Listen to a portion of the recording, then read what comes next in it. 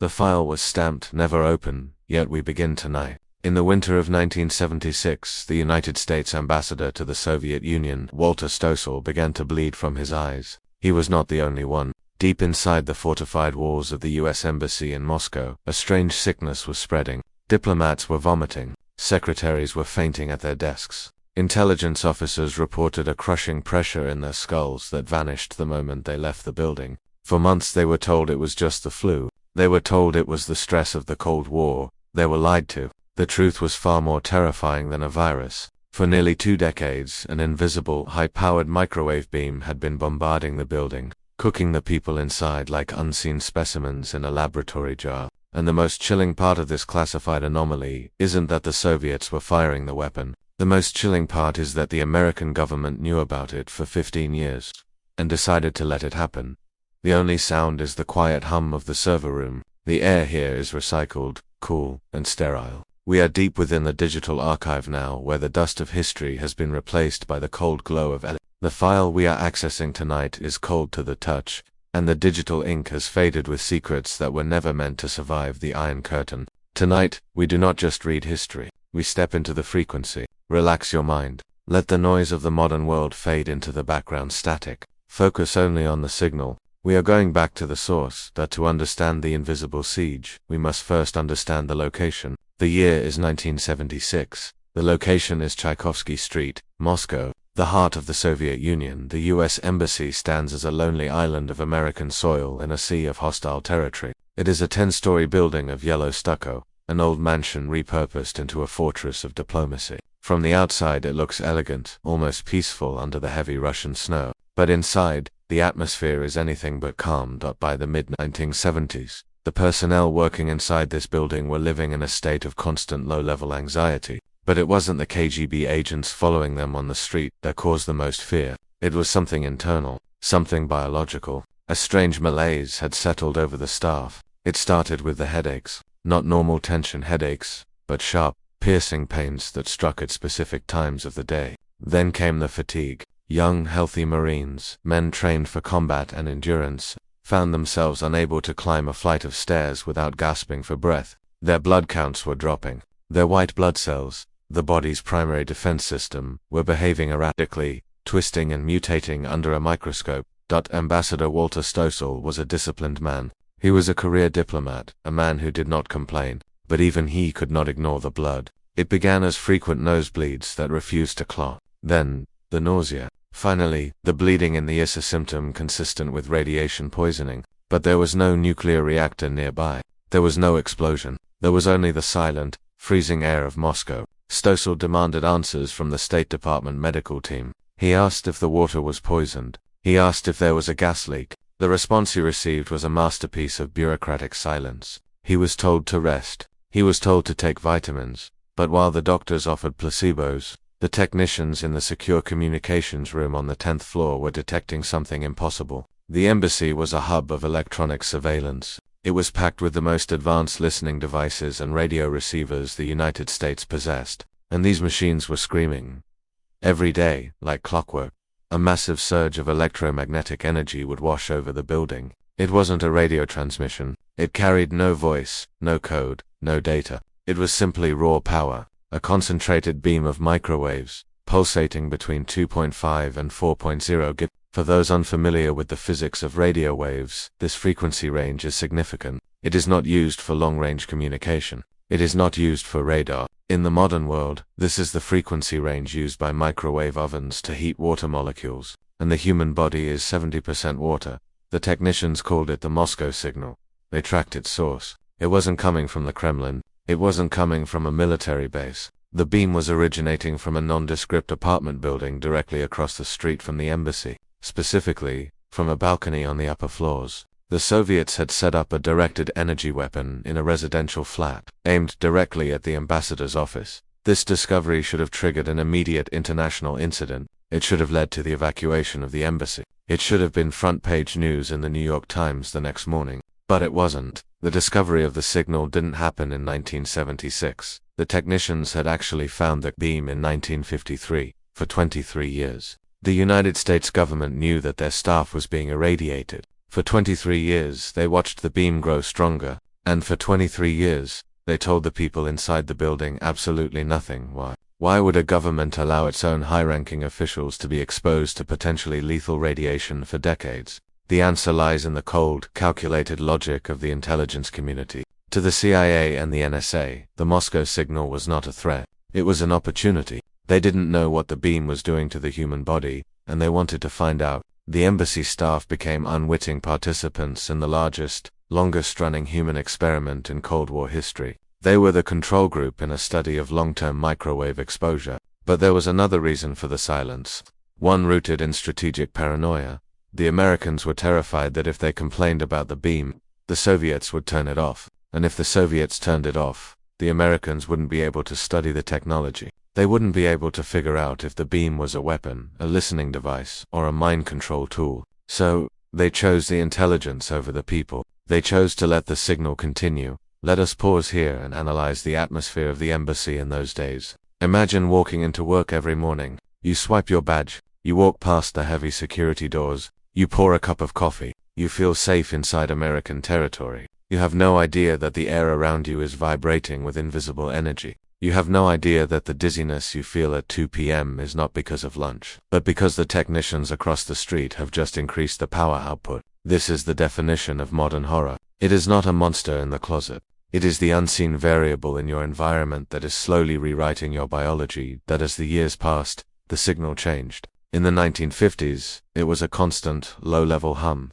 By the 1960s, the pattern became more erratic. The beam would pulse, it would modulate. It was as if the operators were testing different frequencies to see which one elicited a reaction. And reactions were happening. In 1967, a disturbing statistical anomaly emerged. The rate of cancer among embassy staff was far higher than the national average. But not just any cancer, it was leukemia, a blood cancer often associated with radiation exposure. Women who worked in the embassy began to report higher rates of miscarriage. Pilots and Marines, men in peak physical condition, were developing cataracts, clouding of the eyes, usually seen in the elderly. The lens of the eye is particularly sensitive to microwave heating because it has no blood flow to cool it down. The signal was literally cooking their eyes, yet the file remained closed. Project Pandora, the secret US investigation into the signal, was classified top secret. The scientists running Project Pandora were not looking for a cure. They were looking for a weapon. They asked a darker question. Could this signal be used to alter human behavior? Could the Soviets be trying to confuse the diplomats? To make them irritable? To cloud their judgment during crucial negotiations? The evidence suggested the answer was yes. To understand the depth of the betrayal, we must look at the specific experiments conducted in the shadows. The code name was Project Pandora. Initiated in 1965, this was not a medical rescue mission. It was a military research program managed by DARPA, the Defense Advanced Research Projects Agency. The man in charge was Richard Cesaro. Cesaro was not a doctor concerned with the health of diplomats. He was a scientist obsessed with the potential of directed energy. His hypothesis was chillingly simple. The Soviets weren't trying to kill the Americans. If they wanted to kill them, they would have used a higher voltage. Cesaro believed the Soviets were trying to control them. The theory was that the Moscow signal was a psychotropic weapon device designed to remotely alter the electrical patterns of the human brain. To test this, Project Pandora began irradiating test subjects. They didn't use volunteers. They used chimpanzees. In a secure laboratory in the United States, researchers replicated the exact frequency and modulation of the Moscow signal. They beamed it at the primates for weeks. The results were disturbing. The animals didn't die. They didn't get cancer immediately. Instead, their behavior changed. The chimps, usually active and intelligent, became lethargic. They lost track of time. They would stare at the walls for hours, unable to perform simple tasks they had known perfectly just days before. They became confused. Now, layer this data over the reports coming from Tchaikovsky Street. During the exact same period, embassy staff were reporting the fog. Diplomats, men with PhDs and years of rigorous mental training, found themselves standing in the middle of a room, forgetting why they had entered. They forgot names of close colleagues. They struggled to process simple sentences. At the time, they blamed the isolation of living in Russia, but the files suggest otherwise. The confusion seen in the monkeys was mirroring the brain fog of the diplomat. The signal was interfering with their cognitive functions, yet the State Department did not install shielding. They did not put up aluminum screens. Why? Because to install screens would be to admit they knew about the signal, and to admit they knew would alert the Soviets that the US had detected it. The logic was circular and cruel. We must keep the victims vulnerable so we can continue to study the weapon that is hurting them. The diplomats were soldiers on a battlefield they couldn't see, taking fire they couldn't feel, protected by a government that was analyzing their symptoms instead of stopping the attack. By the early 1970s, the signal began to mutate. The technicians monitoring the frequency noticed a shift. The steady beam was replaced by bursts, short, high-intensity pulses. This is where the medical danger shifted from psychological to physical. The mutant signal, as it was quietly dubbed by the terrified technicians on the 10th floor, coincided with the rise in blood disorders. We must talk about the blood. In 1967, Dr. Herbert Pollack, a medical consultant for the CIA, was brought in to analyze the blood samples of the embassy staff. What he found was a condition called lymphocytosis,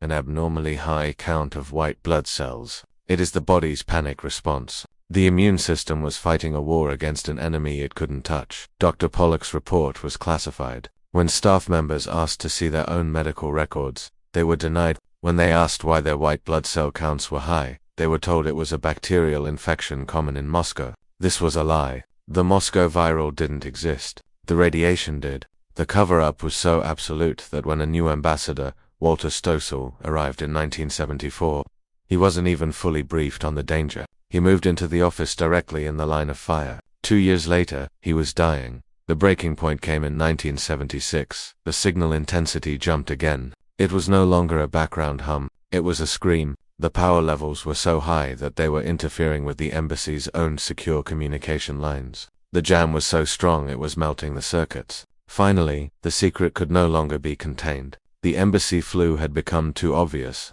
Ambassador Stossel, sick and bleeding, finally defied the intelligence community. He demanded a briefing for the staff. He threatened to resign if the people weren't told. On February 7, 1976, a town hall meeting was called in the embassy cafeteria. The room was packed. The air was thick with cigarette smoke and fear. For the first time, an official stood at the podium and said the words, "We are being targeted by an electromagnetic field." The reaction was not panic. It was a cold, silent realization. The staff realized that the enemy wasn't just outside the walls. The enemy was also in Washington. The aftermath of the revelation was a frantic scramble for safety. Aluminum screens were hastily shipped to Moscow. They were nailed over the windows, turning the embassy into a dark, metallic cage. The screens blocked the view of the city, but they also blocked the beam. For the first time in 20 years, the radiation levels inside the building dropped. The headaches subsided. The nausea faded. But for many, it was too late. The damage was cellular. It was written into their DNA. The US government launched a massive study, costing millions of dollars, to prove that the signal had caused no harm. They needed to avoid a tidal wave of lawsuits. The resulting report, known as the Lilienfeld study, concluded that there was no convincing evidence that the signal caused the cancer cluster. But looking at the raw data today, with modern eyes, the conclusion feels forced. The study excluded certain groups. It downplayed the statistical anomalies. It was a conclusion written before the research began. It was the final layer of the cover-up. The Moscow signal officially ended in the late 1970s. A fire broke out in the embassy suspected to be arson, and the Americans eventually moved to a new, more secure compound. The beams stopped. The files were boxed up. Project Pandora was shut down. But the technology didn't disappear. It evolved. Fast forward to 2016, Havana, Cuba. American diplomats began hearing a strange noise in the night, a high-pitched grinding sound. They experienced dizziness, nausea, and cognitive fog, the exact same symptoms from Tchaikovsky Street. 40 years later, the Havana Syndrome is not a new mystery. It is the ghost of the Moscow signal, returning to haunt a new generation. The physics are the same, the symptoms are the same, and once again, the initial response was silence. We end this file with a question that remains unanswered. If the Moscow signal was just an attempt to jam radios, why did it focus on the living quarters? Why did it pulse at the frequencies of the human brain? And if the US government was truly innocent, why are the full medical records of the 1976 staff still redacted?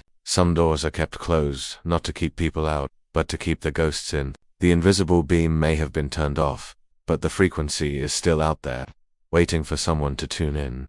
The most terrifying sound in the world is not a scream, it is a click. the rhythmic, mechanical click of a Geiger counter detecting invisible death in the air. But on a Tuesday morning in 1953, inside the secure communications vault of the US Embassy in Moscow, the clicking stopped. It didn't stop because the radiation had vanished. It didn't stop because the danger had passed. It stopped because the needle had been pushed so hard against the maximum limit that the internal spring snapped. The machine died screaming. This was the first anomaly. The first physical proof that the air inside the American sanctuary was not air at all, it was a weapon. And yet, the two technicians who witnessed the death of that machine were ordered to burn the logbook entry. The broken counter was boxed up, stamped, classified, and shipped to a warehouse in Maryland, never to be seen again. They erased the evidence, but they couldn't erase the radiation. The file was stamped, never open, yet we begin tonight, ... The only sound is the quiet hum of the server room. The air here is recycled, filtered through layers of HEPA mesh to protect the delicate magnetic tapes stored within.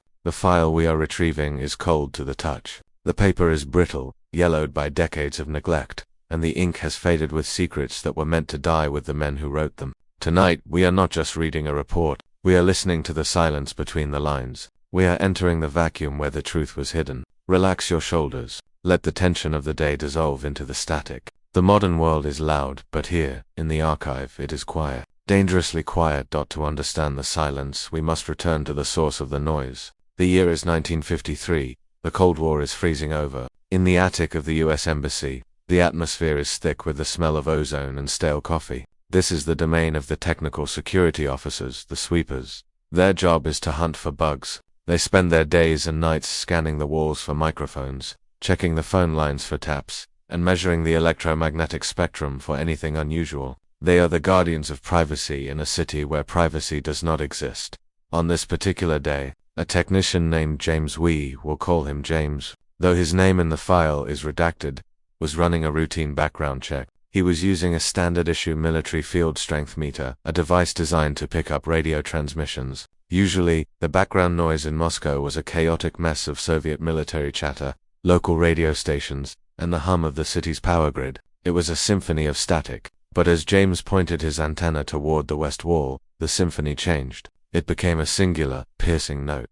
The needle on his meter jumped. It didn't waver. It didn't fluctuate with the cadence of a voice or the rhythm of Morse code. It shot up and held steady. James tapped the glass. He thought a tube had blown. He checked the batteries. He recalibrated the dial. The needle remained frozen in the upper quadrant. He was picking up a signal of immense power, but it carried no information. It was just a carrier wave, a blank, heavy blanket of energy pressing against the building. James called his supervisor. Together they brought out a Geiger counter. Now, a Geiger counter is designed to detect ionizing radiation, alpha, beta, and gamma rays. It is not typically used for radio waves, but the intensity of the signal coming through the west wall was so high.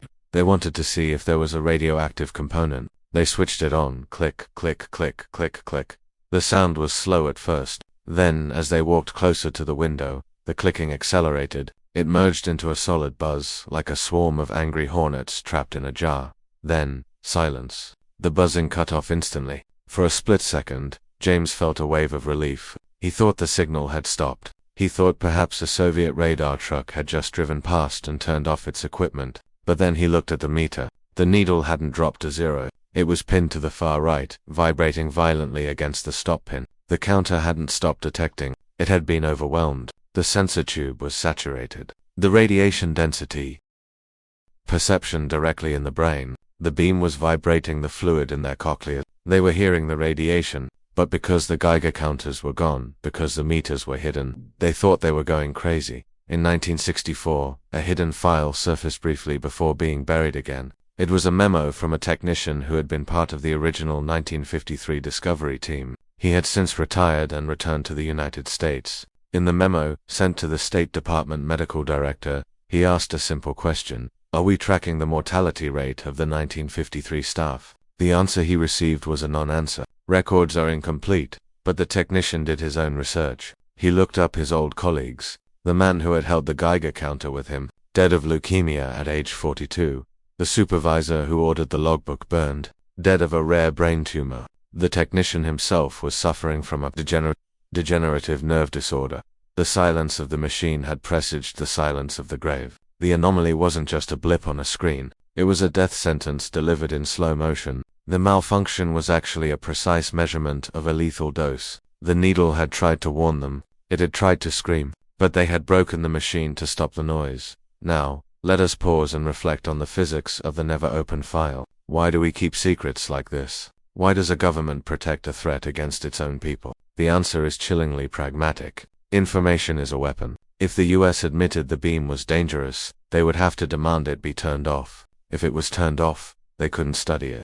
They needed the beam to continue so they could develop their own version. Project Pandora, the secret study we discussed earlier, needed data, and the embassy staff were the generators of that data. The silence of the Geiger counter was necessary to keep the lab rats in the cage. Even today, looking back at the architectural plans of the old embassy, we can see the shadow zones, areas where the radiation was known to be highest. These zones often coincided with the ambassador's desk and the encryption room. The Soviets were targeting the decision makers. They were microwaving the brains of the people holding the nuclear codes, and the Americans let them do it, watching the needles spin in the dark, noting the fluctuations, filing the reports, and doing absolutely nothing.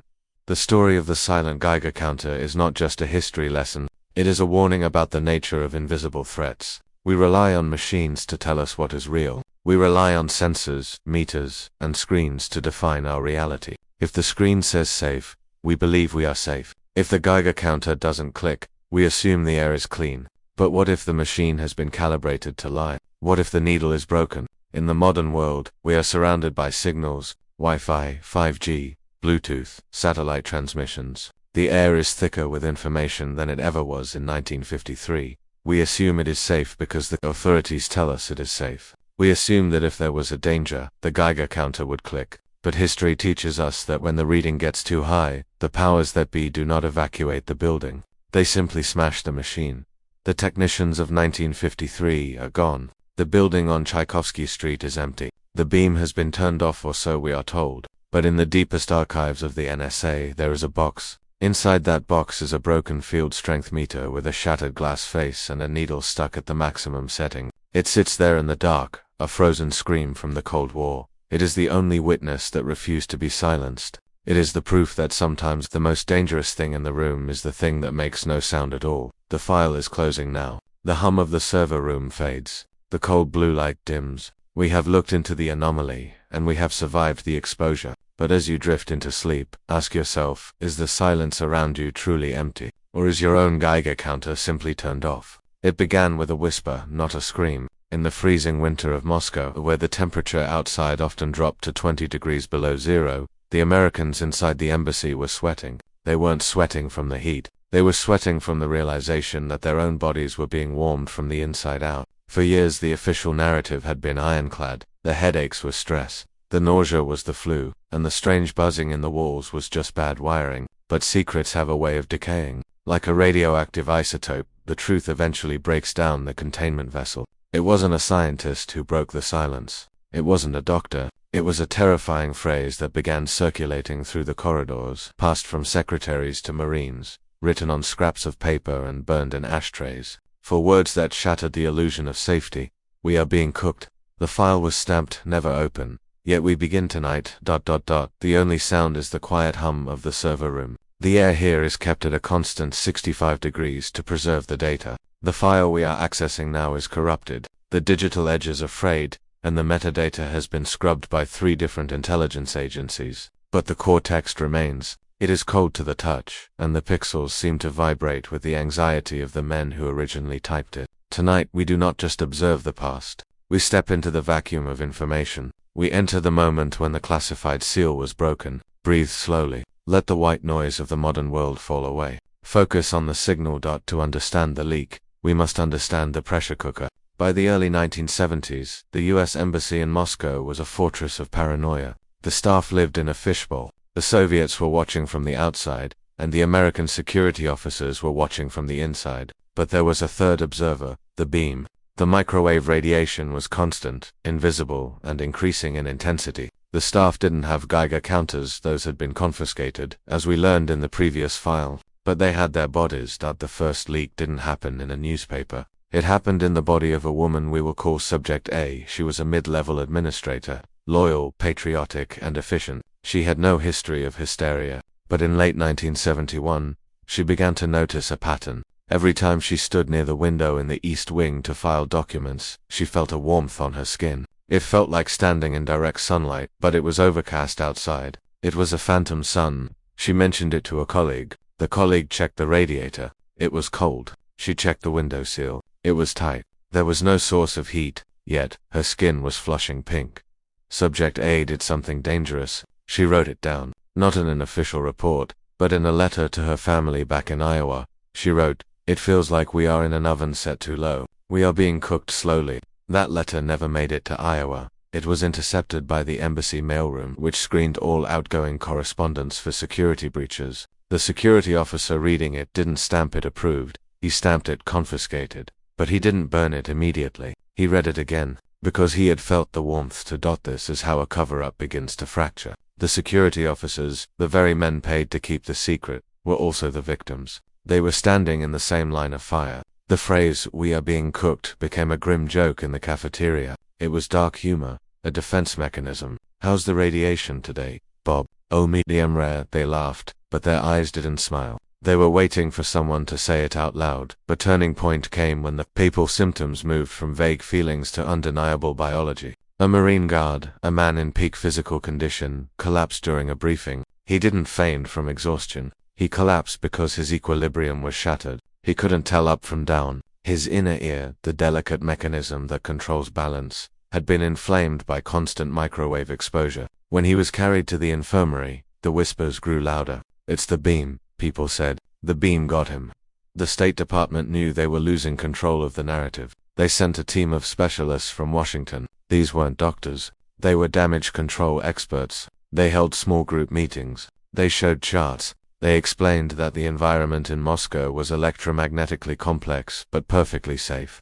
They used big words to hide simple truths. They told the staff that the warmth they felt was psychosomatic, a trick of the mind caused by the stress of communism. They gaslit an entire building, but you cannot gaslight a blood test. In 1972, the Boston Globe received a tip. It wasn't a full file. It was a fragment, a rumor. A source inside the intelligence community, perhaps someone with a conscience, or perhaps someone with a grudge, whispered to a reporter that the Moscow embassy was hot. The story didn't run immediately. It was too wild, too psych. The editors couldn't believe that the US government would allow its diplomats to be irradiated. It sounded like a conspiracy theory. So, the story sat on a desk. It waited. It gathered dust while the beam gathered strength. Inside the embassy, the atmosphere shifted from fear to anger. The staff began to notice that the ambassador's office had been fitted with new curtains, heavy, metallic mesh curtains. When they asked for the same curtains for their offices, they were told there was a budget shortage.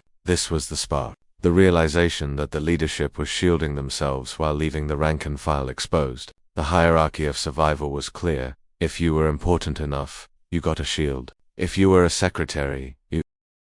In that room, at that moment, was higher than the machine was built to measure.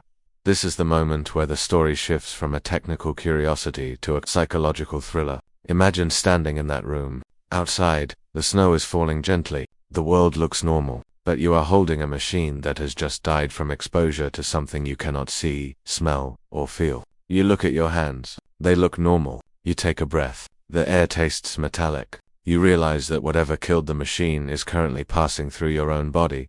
The supervisor, a man hardened by years of counterintelligence, did not panic. He did not sound the alarm. He did what he was trained to do. He classified the event. He ordered James to unplug the machine and place it in a lead-lined bag. He told him to write a report stating that the equipment had malfunctioned due to a power surge. James hesitated. He pointed to the window. He asked, "What about us? What about the people downstairs?" The supervisor simply shook his head and closed the logbook. "The equipment malfunctioned, James. That is the official record."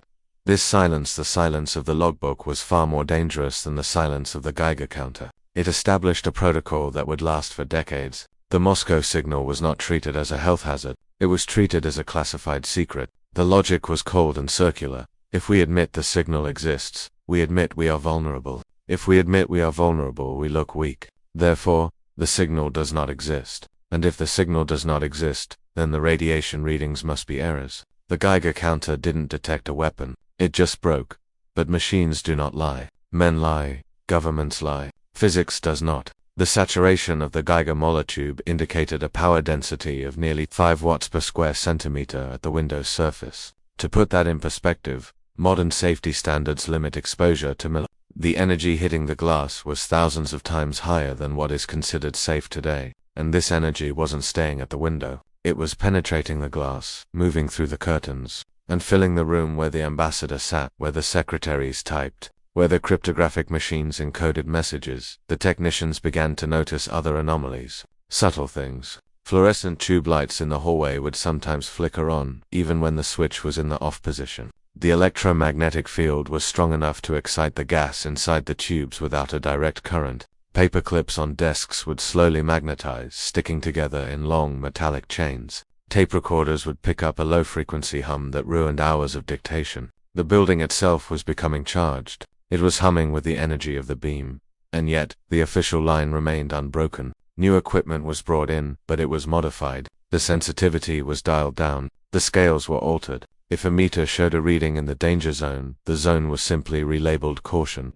The reality of the environment was being edited in real time to fit the narrative of safety. The technicians were told to ignore the clicks. They were told to ignore the buzzing. They were conditioned to believe that their instruments were flawed, that the Russian winter played tricks on American electronics. But the human body is the ultimate instrument. It cannot be recalibrated. It cannot be told to ignore the signal. As the months turned into years, the silence of the Geiger counter was replaced by the whispers of the staff. It started in the clinic. The embassy doctor, a man named Dr. Lewis, began to see a pattern that made no sense. He was treating young, healthy Americans for conditions that belonged in a geriatric ward. There was the embassy eye. That's what they whispered in the cafeteria. Staff members would wake up with their eyes bloodshot, dry and gritty. They felt pressure behind the retinas. Some reported seeing flashes of light when they closed their eyes at night, a phenomenon known as phosphemes caused by direct stimulation of the optic nerve by electromagnetic waves. They were literally seeing the beam. But when they went to Dr. Lewis, he checked their vision charts. 20/20ths, he looked at their pupils. Normal reaction to light. It's the dry air, he would say. It's the strain of reading classified cables under poor lighting. The doctor wasn't incompetent. He was compartmentalized. He didn't know about the Geiger counter incident in the attic. He didn't know about the 5 watts per square centimeter. He was trying to solve a puzzle with half the pieces missing. He treated the symptoms, never suspecting the cause. He prescribed eye drops. He prescribed aspirin for the headaches. He prescribed sedatives for the anxiety. And the anxiety was palpable. The silence of the machines had created a psychological vacuum. The staff knew something was wrong. Humans have a primal instinct for danger. You can feel when you are being watched. You can feel when the air pressure drops before a storm. The people in the embassy felt a constant low-level dread. They felt cooked. That was the word they used in private. I feel like I'm being cooked, a secretary wrote in a letter to her sister in Ohio. The letter was intercepted by the embassy's own security team and destroyed, not because it contained state secrets, but because it contained a truth they were trying to suppress. Let us go back to the attic. It is now 1955. The technicians have new orders. They are to monitor the signal, but they are strictly forbidden from discussing it with anyone outside the secure vault. They have become the keepers of the ghost. They watch the needles dance. They map the schedule of the beam. They know that the Soviets turn it on at 9 a.m., just as the ambassador arrives. They know it pulses faster during international crises. They know it powers down at night, just enough to let them sleep, but never fully off. One technician, a young man fresh from the Air Force, decided to run an unauthorized experiment. He brought a plant into the radio room, a simple spider plant in a clay pot. He placed it on the windowsill, directly in the path of the invisible beam. He watered it. He gave it sunlight. For 3 days, the plant looked fine. On the 4th day, the leaves began to curl. They didn't turn brown like they were drying out. They turned a sickly, translucent yellow. The cellular structure was breaking down. By the 7th day, the plant was dead. It had collapsed into a pile of mush. The technician threw the pot in the trash and never spoke of it. But he stopped sitting near the window. This small act of rebellion, the sacrifice of a spider plant, tells us more than the official reports. It tells us that on some level, everyone knew. The denial was a collective delusion. It was a survival mechanism. If they admitted the building was a microwave oven, they would have to leave. And to leave meant letting the Soviets win. It meant abandoning the outpost. So they stayed. They stayed and they absorbed the radiation like good soldiers. The silence of the Geiger counter was not just a mechanical failure. It was a metaphor for the entire diplomatic mission. The instrument that was supposed to warn them had been silenced, just as their own instincts were being silenced. The stop pin that broke the needle was the bureaucracy itself, preventing the truth from moving past a certain point. The reading was there, but the needle couldn't show it. In 1959, Vice President Richard Nixon visited Moscow. The famous kitchen debate with Khrushchev took place. But behind the scenes, the Secret Service was frantic. Their own equipment was going haywire inside the embassy. Their radios were buzzing with the interference of the signal. They approached the embassy staff. "What is this interference?" they asked. "Why are our frequencies jammed?" The embassy technicians looked at their shoes. They looked at the walls. "It's just the local grid." They lied. Russian wiring is terrible. They lied to the vice president's security detail. The cover-up had become so ingrained that it superseded the safety of the second highest official in the United States. Think about the weight of that silence. The technicians knew that the vice president was sleeping in a room bathed in microwave radiation. They knew his cells were being bombarded, but the order stood: do not acknowledge the signal. Do not give the Soviets the satisfaction of knowing we care. The Cold War was a game of poker, and the health of human beings was the currency on the table. As we move into the 1960s, the technology of the beam evolved, and so did the technology of the silence. The Soviets began to use multiple frequencies. They would hop from one band to another, creating a complex interference pattern that was harder to track. The Americans responded by installing more sophisticated monitoring equipment, but this equipment was hidden behind false panels in the walls. To the casual observer and to the average employee, the monitoring stopped. The Geiger counters disappeared from the desks. The sweepers worked only at night. This created a phantom era. The staff stopped asking questions because there were no longer any visible triggers. The clicking had stopped, so the danger must have stopped. It was a masterful psychological operation. Out of sight, out of mind. But the body keeps the score. The cellular damage was accumulating, slowly, quietly, like interest in a bank account. It was during this silent era that the anomalous sounds began to be reported. Staff sleeping in the upper quarters would hear a low thrumming vibration. It wasn't loud enough to wake them, but it was present enough to disturb their REM cycles. They woke up exhausted. They had vivid, disturbing dreams. Today, we know this as the Frey effect, the ability of microwave pulses to induce auditory. Stamped never open, yet we begin tonight. The only sound is the quiet hum of the server room. It is a steady, rhythmic drone like the breathing of a sleeping giant. The air is cool and smells of ozone and old paper. We are deep in the subsection of the archive dedicated to electronic intelligence.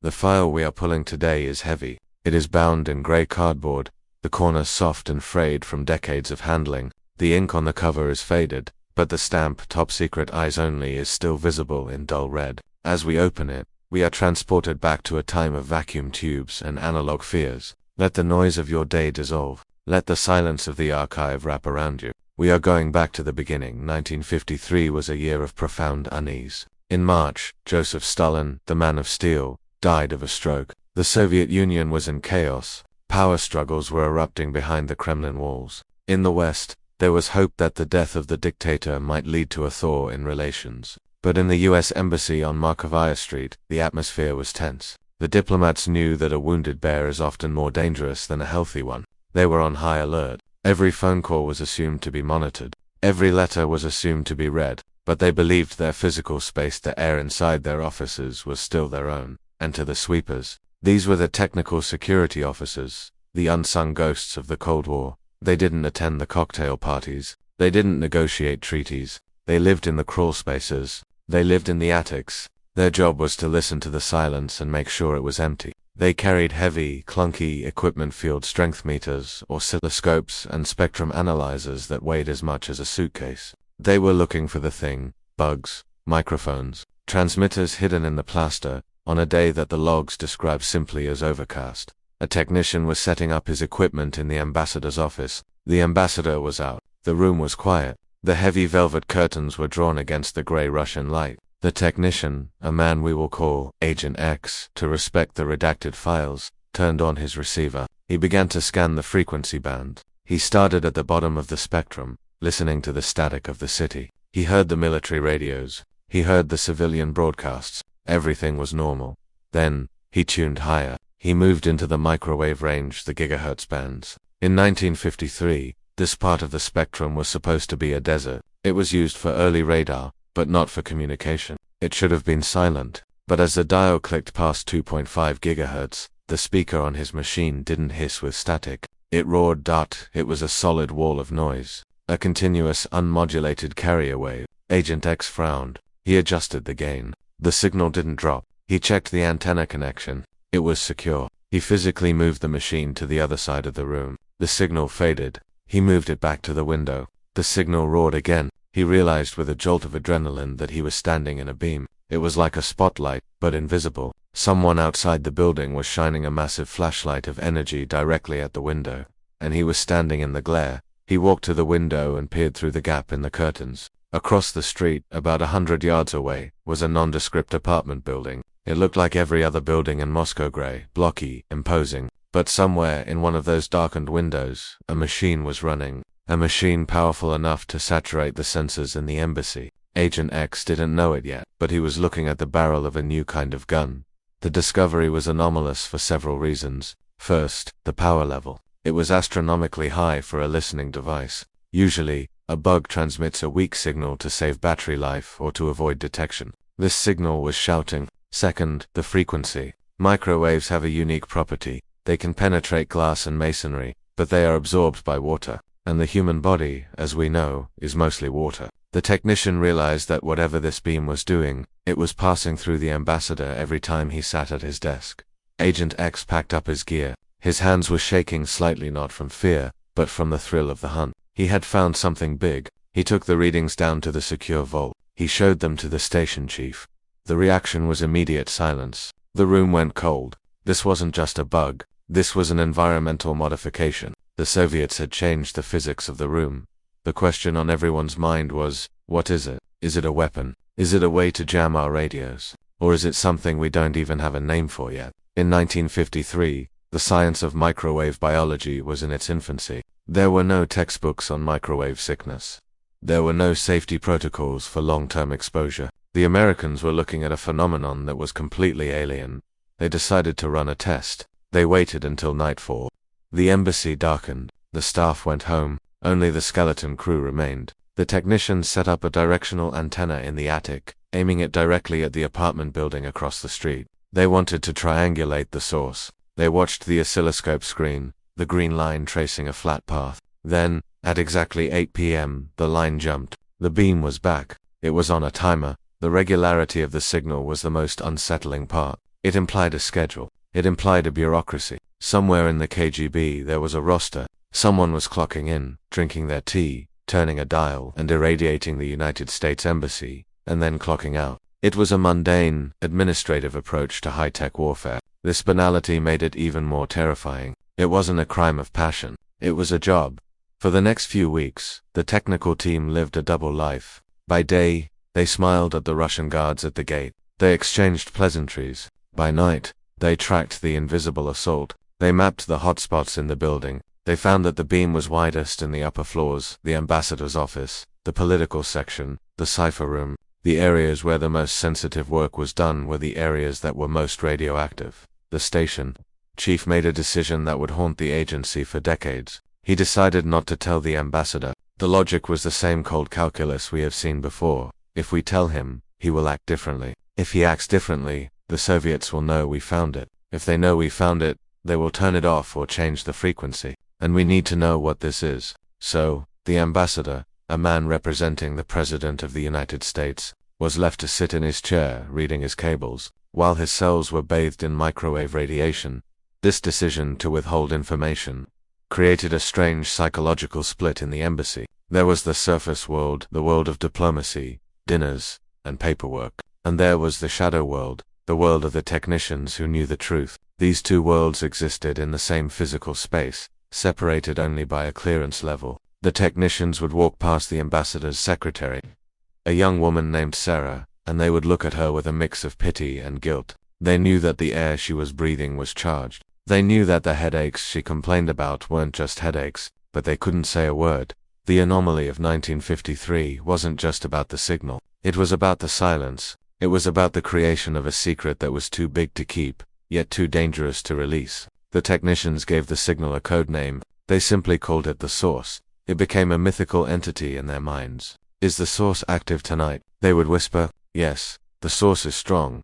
But what was the purpose? The leading theory in 1953 was that the beam was a power source. A year earlier, in 1952, the Americans had discovered the Great Seal bug, a passive listening device hidden inside the wooden carving of the Great Seal of the United States, which hung in the ambassador's residential study. This bug had no batteries. It was activated by an external radio signal. The technicians theorized that the 1953 beam might be a way to power similar sizes undiscovered bugs hidden in the walls. They tore the walls apart. They drilled into the plaster. They x-rayed the furniture. They found nothing. The Great Seal bug was unique. The beam in 1953 seemed to have no target. It was energy without a receiver.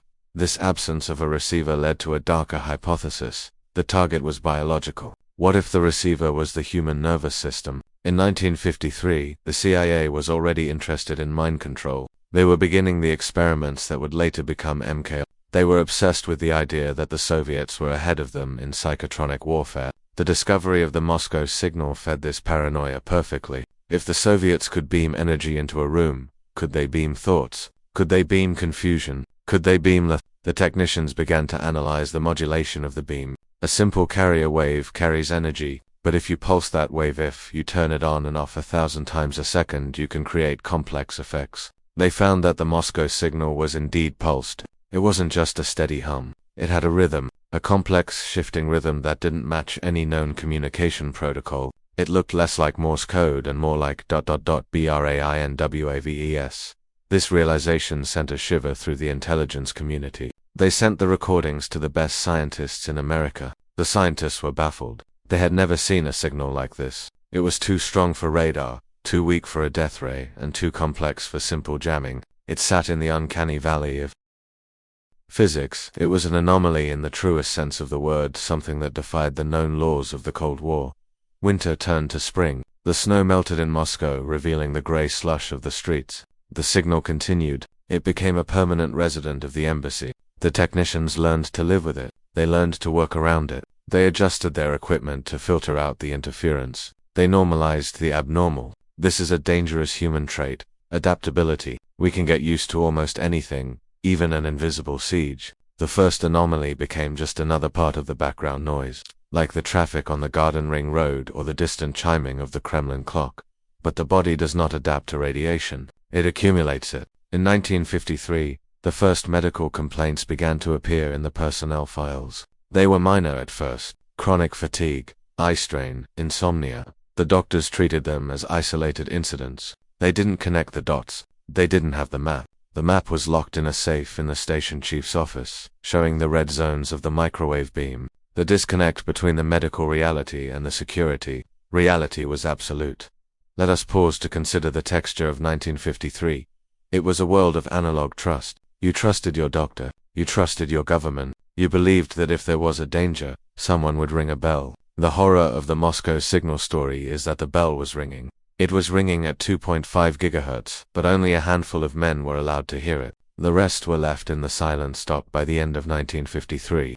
The first anomaly had established a pattern that would last for 20 years. The beam was the aggressor. The embassy was the victim, and the US government was the silent observer. They had begun a long-term study of their own people. The embassy in Moscow had effectively been converted into a laboratory. The subjects were American citizens. The variable was the microwave beam. And the control group?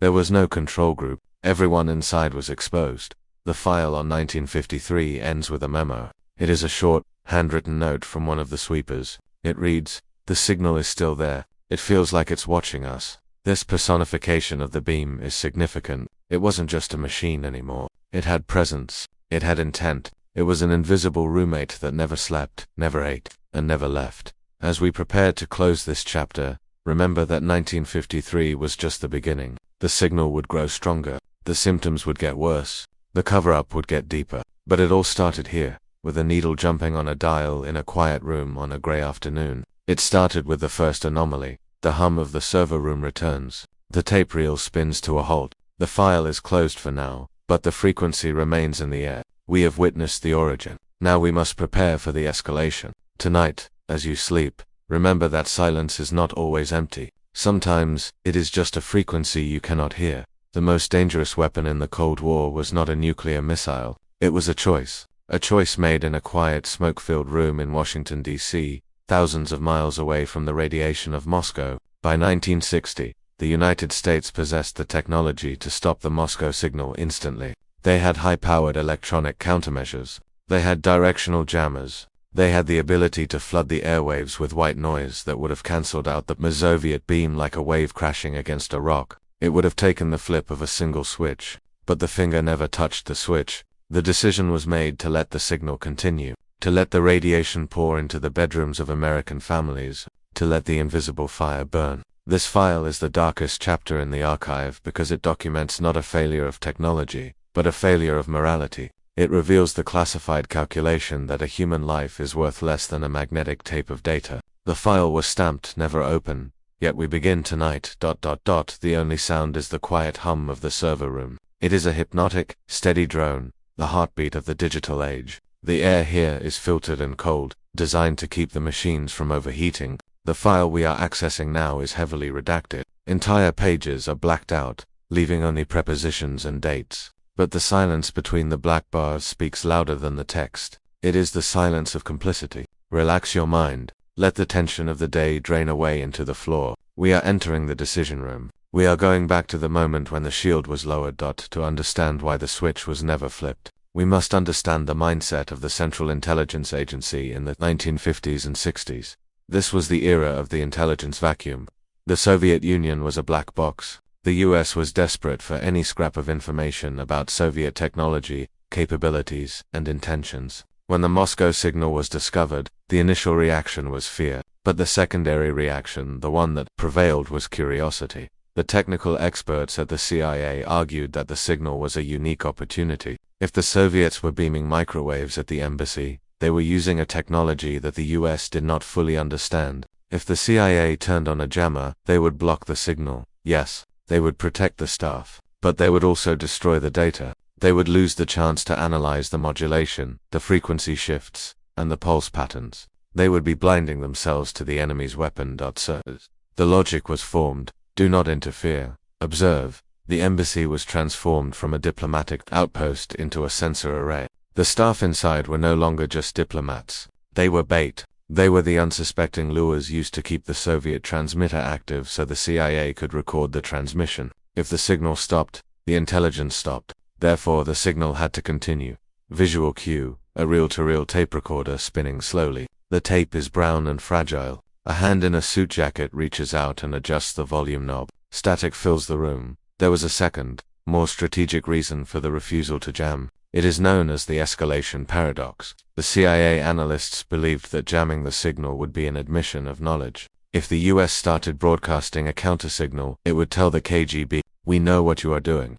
The analysts feared that if the Soviets knew they had been detected, they would simply change the frequency. They would move the beam to a new band of the spectrum that the Americans weren't monitoring. Or worse, they would increase the power. The argument was that it was better to deal with a known evil than an unknown evil. It was better to let the staff be irradiated by a signal they could track, rather than force the Soviets to invent a new, undetectable weapon. This is a cold, mathematical way to look at human survival. It treats health as a variable in a strategic equation. The diplomats were not people with families. They were assets in a containment strategy. Imagine being a technician in the embassy attic during this time. You are sitting in front of a jammer. You know how to use it. You know that if you turn it on, the headaches of the secretaries downstairs might stop. The nausea of the ambassador might fade. But your orders are strict, passive monitoring only. You are forced to watch the needle on the field strength meter climb into the red zone. And you are forbidden from pushing it back. The silence in that attic must have been deafening. There was also the issue of friendly fire. The US Embassy was not just a victim of surveillance. It was a hub of surveillance. The roof was covered in American antennas listening to Soviet radio traffic. The walls were packed with American bugs listening to the streets. The CIA feared that if they turned on a massive microwave jammer to block the Soviet beam, they would also scramble their own equipment. They would blind their own spies. The electronic noise required to drown out the Moscow signal was so immense that it would have rendered every radio in the building useless. So, the choice was between protecting the health of the staff or Protecting the take, the intelligence gathered by American spies. The take 1, the flow of information was deemed more critical than the flow of blood. The staff were sacrificed on the altar of signal intelligence. They were left exposed so that the listening posts on the roof could keep operating in clear air. This decision was not a one-time event. It was re-evaluated every year, and every year the answer was the same: do not jam. In 1967, when the medical symptoms became impossible to ignore, there was a brief debate. A few dissenting voices in the State Department argued that the moral cost was too high. They argued that the US government had a duty of care to its employees, but the intelligence community overruled them. They argued that the Cold War was a war for survival, and in war, soldiers get hurt. The difference was that these soldiers didn't know they were in combat. The refusal to jam also served a darker purpose. It allowed the CIA to conduct the Project Pandora experiments we discussed earlier. If they had jammed the signal, they wouldn't have had a test population. By letting the beam hit the building, they created a living laboratory. They could track the health effects in real time. They could see how long it took for the blood counts to drop. They could see how long it took for the behavioral changes to set in. If they had stopped the signal, they would have stopped the experiment. The refusal to jam was, in effect, permission to experiment. The technical feasibility of jamming was never in question. In fact, the US military had developed Project Grid, a system specifically designed to jam Soviet radar and communications. They could have deployed a modified version of this to Moscow. They could have set up directional transmitters on the roof of the embassy that would have fired a cancellation wave directly at the apartment building across the street. This is basic physics, destructive interference. If you fire a wave that is the exact opposite of the incoming wave, they cancel each other out. Silence peace. But peace was not the objective. Intelligence was the objective. The CIA prioritized the pattern of life analysis. They wanted to know when the Soviets turned the beam on. Did they turn it on when the ambassador was on the phone? Did they turn it on during trade negotiations? Did they turn it on at night? By mapping the schedule of the beam, the analysts believed they could understand the Soviet intent. They treated the radiation like a code to be broken, rather than a fire to be extinguished. There is a concept in intelligence called the negative space. Sometimes, what you don't do is more revealing than what you do. By refusing to jam, the US maintained a status quo. They maintained the illusion that they were unaware. This is the ignorance defense. If they jammed the signal, they admitted they were worried. By doing nothing, they projected an image of strength and indifference. Go ahead, the silence seemed to say. Beam your microwaves. We don't care. We are Americans. We are tough. But the biology of the staff was not tough enough to withstand physics. The decision to prioritize image over health led to the tragedies of the 1970s.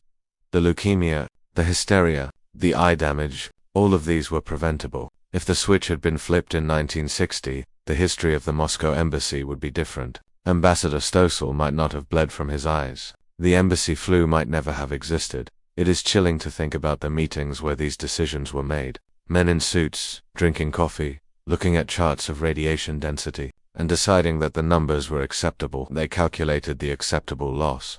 In their minds, a few cases of cancer were a small price to pay for keeping the Soviet Union under surveillance. It was a utilitarian nightmare. The refusal to jam also highlights the compartmentalization of the government. The people who made the decision, the CIA chiefs, were not the people living in the building. They were safe in Langley. They were safe in the White House. It is easy to be brave with someone else's blood. It is easy to be stoic when it is not your brain being irradiated. The distance between the decision maker and the victim was thousands of miles, and that distance allowed the cruelty to continue.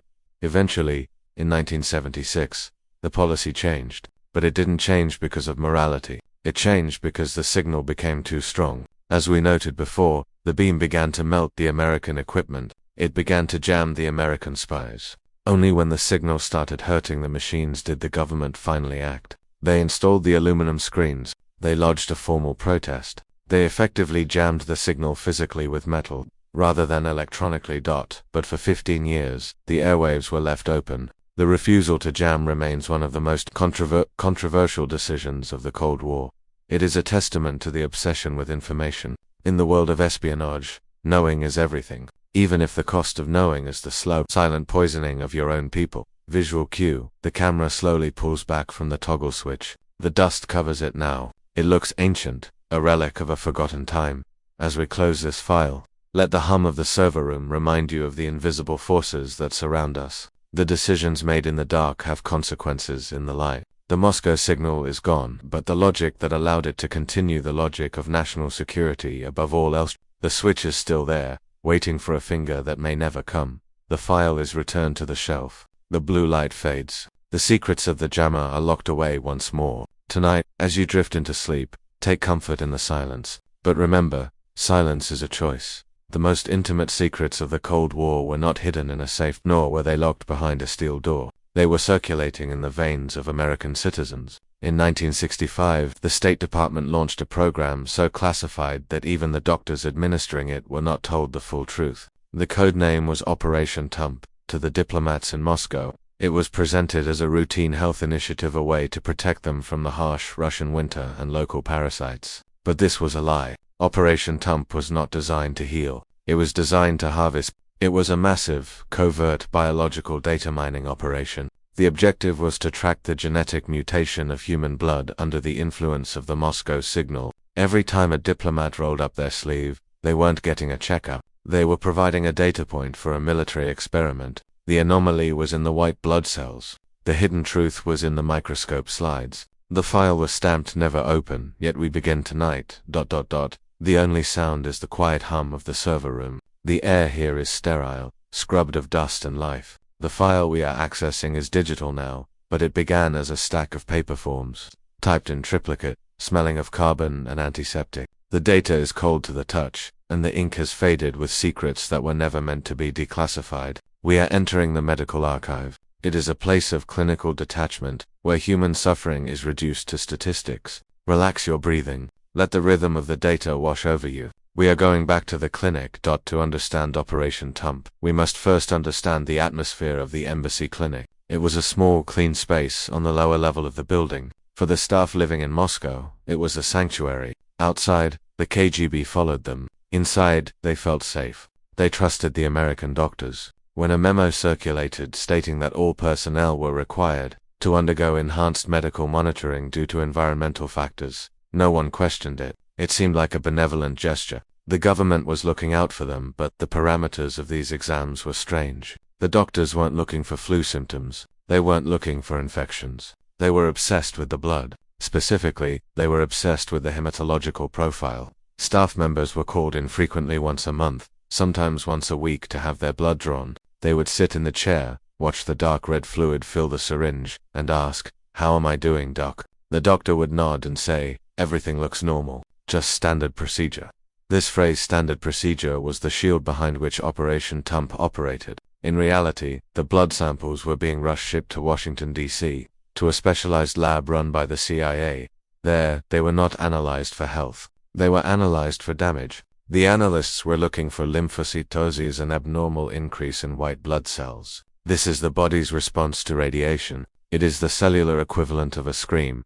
The man behind this operation was Dr. Herbert Pollack. He was not a typical physician. He was a contract consultant for the CIA, a man who viewed medicine through the lens of national security. Pollack knew about the microwave beam. He knew about the 4 GHz frequency. His job was to answer a terrifying question: is the beam lethal? To answer this, he needed a control group. He needed human subjects who were being exposed to the radiation daily. The embassy staff were those subjects. Imagine the betrayal inherent in this relationship. A patient goes to a doctor seeking care. The doctor discovers an anomaly, a white blood cell count that is 40% higher than average. In a normal hospital, the doctor would say, "We need to run tests. Something is wrong."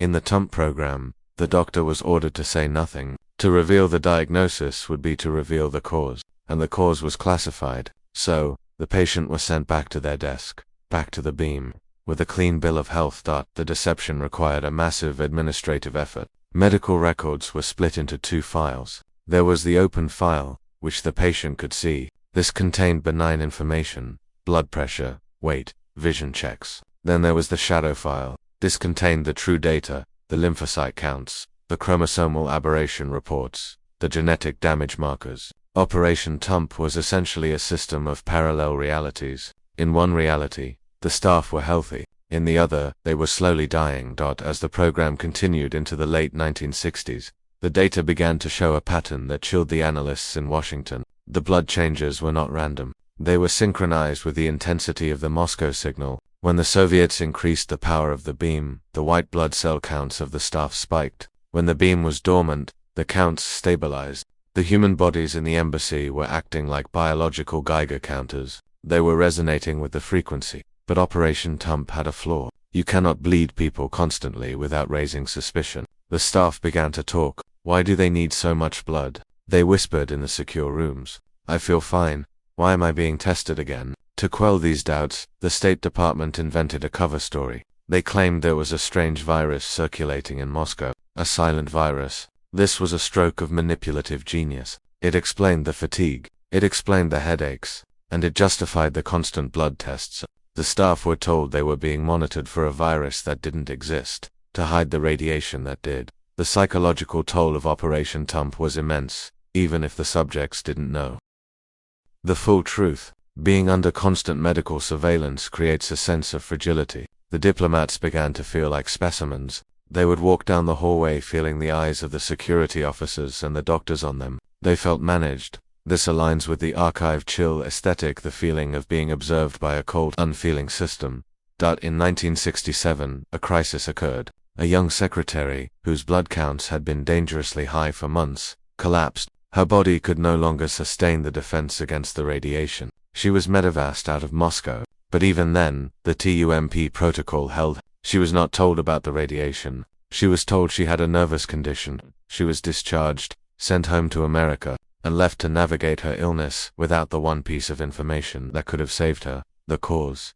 This is the true horror of the program. It denied the victims their own medical history. Years later, when these people developed leukemia or rare cancers, their civilian doctors in the US were baffled. They would ask, "Have you ever been exposed to radiation?" And the former diplomat would say, "No," because they didn't know. The Tump files were locked in a vault in Langley while the patients lay in hospital beds, missing the key to their own diagnosis. The data collected by Operation Tump was not just filed away, it was weaponized. The CIA used the blood counts to determine the safe threshold for microwave exposure. They weren't trying to eliminate the risk. They were trying to calculate how much radiation a human could absorb before they became It was a utilitarian calculation. If the white blood cells only rose by 20%, the diplomat could stay. If they rose by 50%, they were rotated out. The human being was treated as a component with a shelf life. Dr. Pollack's reports, which were declassified decades later, show a clinical detachment that is terrifying.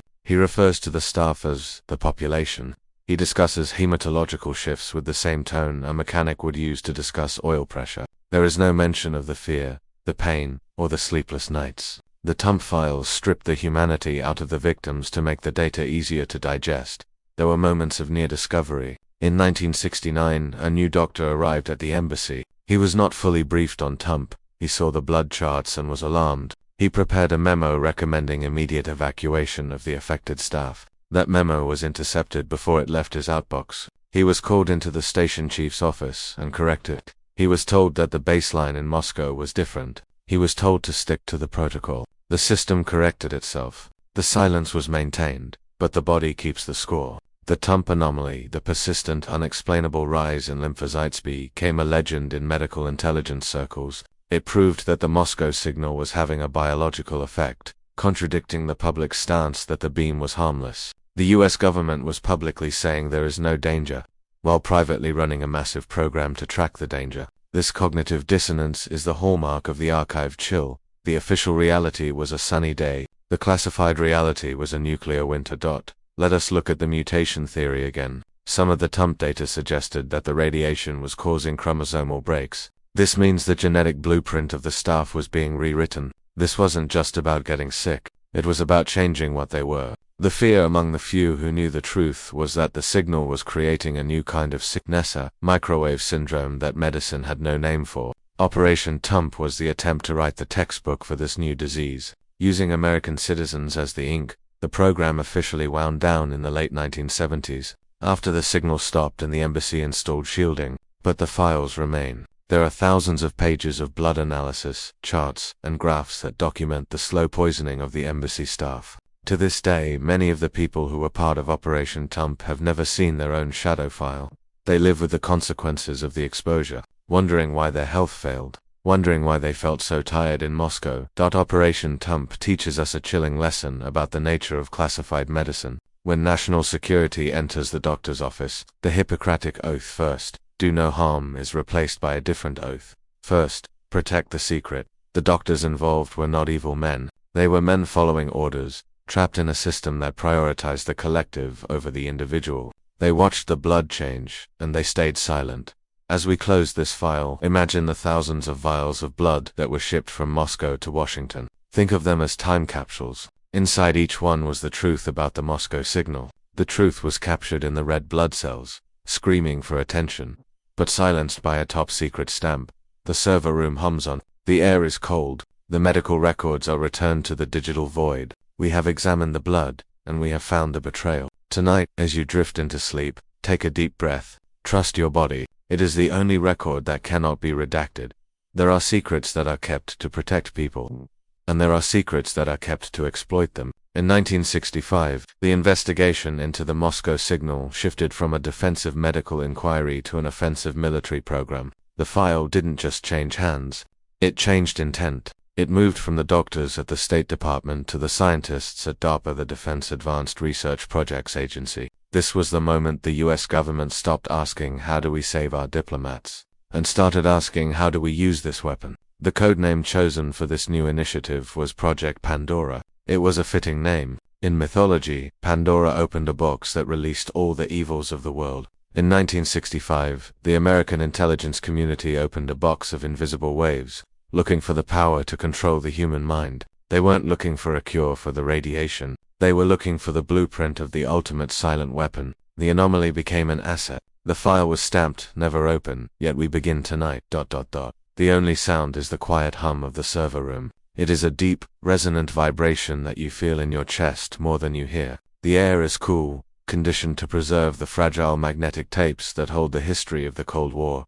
The file we are retrieving now is thick, bound in heavy black cardstock. The edges are worn, and the pages smell of old ozone and typewriter ribbon. It is a heavy file, burdened with the weight of ethical lines that were crossed in the dark. Relax your shoulders. Let the static of the modern world fade away. We are entering the laboratory of the impossible. We are going back to the beginning of Project Pandora. To understand Project Pandora, we must understand the fear that drove it. By the mid-1960s, the CIA was convinced that the Soviet Union was decades ahead in the field of electronics, the science of using electromagnetic waves to interface with the human nervous system. The Moscow signal wasn't just seen as a jamming signal anymore. The analysts looked at the specific frequencies, the low-intensity pulses, the modulation patterns, and they saw something terrifying. They saw a code designed to speak directly to the brain. Enter DARPA. This agency was created to ensure that the United States was never surprised by foreign technology again. They were the architects of the future, and the man they put in charge of Project Pandora was Richard Cesaro. Cesaro was not a medical doctor. He was a visionary, intense and driven. He didn't care about blood counts or headaches. He cared about behavior. His hypothesis was radical. The Soviets were beaming the embassy not to damage the bodies of the diplomats, but to confuse their minds. Cesaro believed the signal was a neuroelectric trigger. He theorized that by tuning the microwave beam to specific frequencies, the Soviets could induce fatigue, irritability, or even docility in the American staff. Imagine the implications. If you could beam a signal into a room that made everyone inside too tired to argue, you could win a negotiation before it even started. If you could beam a signal that created confusion, you could disrupt intelligence operations without ever firing a shot. Cesaro called it remote behavioral modification. It was the ultimate Cold War fantasy, a weapon that leaves no mark and makes no sound. Project Pandora was launched to test this hypothesis, but you cannot test mind control on willing volunteers. You need subjects who cannot say no. The project set up secret laboratories in the United States, far away from the public eye. They built exposure chambers, rooms designed to replicate the electromagnetic environment of the Moscow embassy. They installed the same transmitters. They tuned the beams to the exact same 2.5 to 4.0 gigahertz range. And then, they brought in the test subjects, rhesus monkeys and chimpanzees. The experiments were conducted with a cold, scientific rigor. The animals were placed in the chambers and irradiated for days, sometimes weeks. The scientists sat behind leaded glass, taking notes on clipboards. They watched for the Pandora effect. They weren't looking for cancer. They were looking for a change in the way the animals thought, and they found it. The reports from Pandora describe a disturbing shift in the primates' behavior. The animals, normally active and social, became lethargic. They lost the ability to perform simple tasks they had learned previously. They would stare blankly at the walls. Their reaction times slowed down. It was as if their brains were moving. Got a placebo. The dam finally broke thanks to a man named Jack Anderson. Anderson was a syndicated columnist, a muckraker, a man who specialized in publishing what the government wanted to hide. He didn't care about diplomatic protocol. He cared about the headline. Somehow, and to this day, the exact source remains a matter of intense speculation. Anderson got hold of the Moscow signal file. He didn't get the watered-down version given to the staff. He got the raw data. He saw the frequency numbers. He saw the potential health effects, blood changes, neurological disruption, behavioral modification. When Anderson's column hit the papers, it wasn't just a leak, it was an explosion. The headline didn't mince words. It revealed that the Soviets were beaming microwaves at the embassy and that the State Department had known about it. Overnight, the phantom heat became real news. The staff in Moscow didn't hear about it from their superiors. They heard about it from their families calling from the States. Is it true? Their mothers asked, "Are you being radiated?"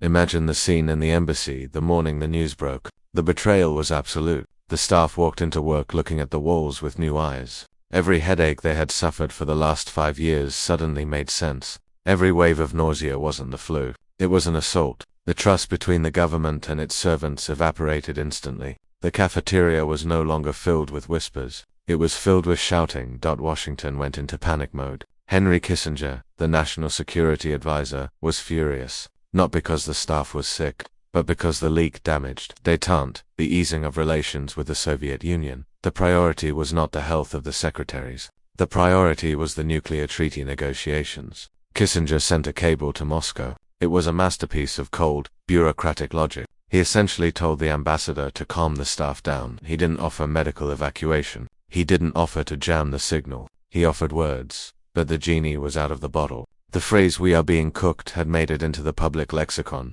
It became a symbol of the government's callousness. The leak forced the State Department to hold a town hall meeting, the one we mentioned in the previous file. But now, let's look at that meeting through the lens of the leak. It wasn't a briefing. It was a confrontation. Men and women stood up and demanded to know their radiation dosage. They asked if their future children would be born with defects. They asked if they were going to die of cancer. The officials at the podium had no answers. They had scripts. They repeated the line, "Levels are low, no proven harm," but the audience knew better. They knew that if the levels were truly low, the story wouldn't have been classified top secret for 15 years. Classification is an admission of significance. You don't classify the weather report, you classify a weapon. One of the most chilling aspects of the leak was the realization of the mutation theory. Anderson's report hinted that the signal wasn't just heating tissue. It was interfering with the electrical signaling of the nervous system. The staff realized that their inexplicable moods, the sudden bouts of depression, the irrational anger, the brain fog might not have been their own emotions. They might have been induced. This is a terrifying form of violation. To lose control of your body is one thing. To lose ownership of your mind is another. The leak suggested that their very personalities had been tampered with by a Soviet frequency. This created a psychological contagious zone. People began to analyze their own thoughts. Am I angry because I'm mad? Or am I angry because the beam is pulsing at 4 G? The paranoia was self-reinforcing. The leak didn't just reveal the physical danger. It triggered a psychological collapse. Work efficiency plummeted. The embassy became a ghost ship, crewed by people who felt like they were slowly dissolving. The leak also forced the Soviets to respond. Their reaction was classic denial mixed with mockery. They claimed the signal was industrial noise. They claimed it was interference from nearby factories. But then, quietly, the frequency changed. The day after the leak, the signal shifted. It became more erratic, harder to track. It was as if the operators across the street were saying, "We know you know, and we don't care." But the game had shifted from a secret experiment to open psychological warfare. The "we are being cooked" leak is a pivotal moment in modern history because it marked the end of innocent service. Before this, diplomats believed the government would protect them. After this, they knew they were assets, expendable assets. The leak revealed the cold calculus of the Cold War. The data gathered from studying the irradiated staff was considered more valuable than the staff themselves. As the scandal grew, the State Department was forced to bring in outside medical consultants. This was the public relations phase of the cover-up. They hired doctors from prestigious universities to conduct blood tests, but these doctors were often given limited access. They were shown summaries, not raw data. They were guided to specific conclusions. The resulting report was a dense academic document that essentially said, "We see changes in the blood, but we cannot prove they are caused by the beam." It was a masterclass in scientific ambiguity. We cannot prove. In science, it is very hard to prove anything with 100% certainty, especially when the variable is an invisible wave. The government used this uncertainty as a shield. They told the staff, "See, the doctors aren't sure. You're probably fine." But the staff looked at their friends. They looked at the young woman who had just had a miscarriage. They looked at the man with the inexplicable tremors in his hands. They didn't need a peer-reviewed study. They had the evidence of their own suffering. The leak also exposed the hazard pay controversy. It was revealed that while the staff in Moscow were being irradiated, they were not receiving any extra danger pay. They were being paid the same as diplomats in Paris or London. When this detail hit the press, the public outrage was palpable. It wasn't just about the danger, it was about the disrespect. The government was willing to let them burn, but not willing to pay them for the matches. Let us delve deeper into the specific mechanics of the cooking sensation. Scientifically, it is known as the thermal effect. When microwaves hit the body, they agitate water molecules. This creates friction, which creates heat. But the Moscow signal was often below the threshold of feeling intense heat. It was a microheating. It warmed the deep tissues, the parts of the body that don't have nerve endings to signal pain. The brain, for example. The brain has no pain receptors. You can cook the brain, and the subject won't feel it until the cognitive failure begins. The warmth subject felt on her skin was likely the surface waves, but the real damage was happening deeper, where she couldn't feel it. The leak brought this biological horror into the living rooms of America. It merged the fear of the atomic bomb with the fear of the kitchen appliance. Everyone knew microwaves could cook a turkey. Now they imagined their sons and daughters in Moscow being slowly roasted at their desks. It was a visceral, primal fear that cut through the political jargon. In the aftermath of the leak, the embassy culture changed forever. The archive chill we speak of became literal. The warmth of camaraderie was replaced by the cold distance of suspicion. Staff members stopped socializing. They stopped trusting the security officers. They began to keep their own private logs of symptoms, hiding them in their luggage, smuggling them out when they went on leave. The leak had created a network of amateur archivists, regular people trying to preserve the truth that their government was trying to erase. As we close this file, consider the legacy of that first leak. It didn't stop the signal. The beam continued for years, but it changed the power dynamic. It proved that, even in the most secure, classified, lockdown environment on Earth, the truth is a frequency that cannot be fully jammed. "We are being cooked" was not just a complaint. It was a distress signal sent to the future.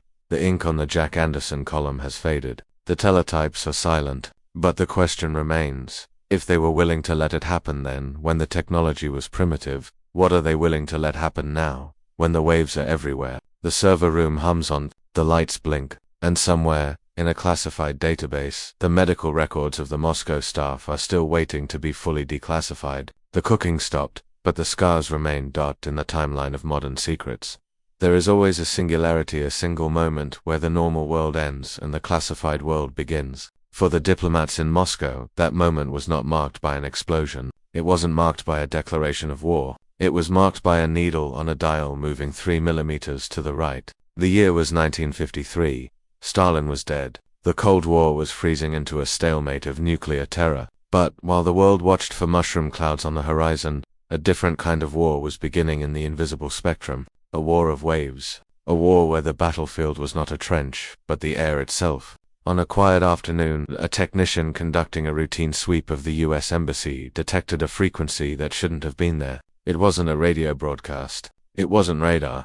It was a focused, high-intensity beam of microwave energy, aimed with sniper-like precision at the ambassador's study. At that moment, the air inside the room changed from oxygen to ammunition. The anomaly had arrived. The file was through molasses. The scientists called it performance decrement. In plain English, the signal was making them stupid. It was scrambling the electrical firing of their neurons. When Cesaro saw these results, he didn't recommend stopping the Moscow signal. He recommended studying it harder. He believed he had found the key to the human mind. If the Soviets could do this to Americans in Moscow, he wanted to know how to do it to Soviets in Washington. The diplomats in the embassy were no longer viewed as victims of an attack. They were viewed as the forward test group. Their symptoms, the brain fog, the depression, the sudden outbursts of anger, were cross-referenced with the behavior of the monkeys in the lab. The diplomats were unwittingly confirming the data. The atmosphere inside the Pandora meetings was electric with dark possibility.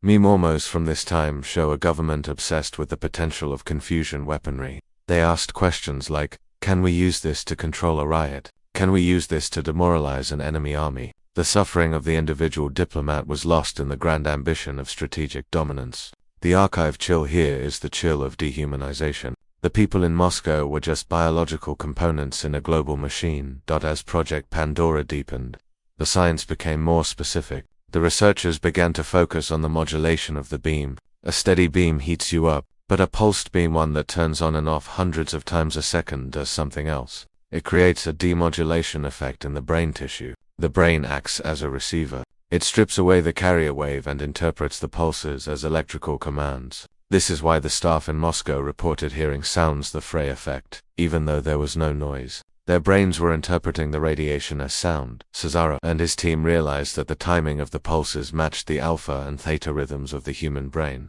These are the rhythms associated with focus, sleep, and relaxation. By interfering with these natural rhythms, the Moscow signal was effectively jamming the brain's operating system. It was forcing the brain into a state of dissonance. Imagine trying to listen to a beautiful piece of music while a jackhammer is pounding nearby. Now imagine the jackhammer is silent, and the pounding is happening inside your own neural pathways. The Pandora files reveal a conflict within the government. The scientists wanted to continue the experiments indefinitely. They argued that they were on the verge of a breakthrough, but the political side, the State Department, was getting nervous. The results from the monkey trials were too consistent. If the signal was causing brain damage in primates, it was definitely causing brain damage in the ambassador. The liability was growing. The secret was getting too hot to handle, but DARPA pushed back. They argued that understanding the threat was more important than mitigating it. They classified the monkey data so highly that even the doctors treating the embassy staff weren't allowed to see it.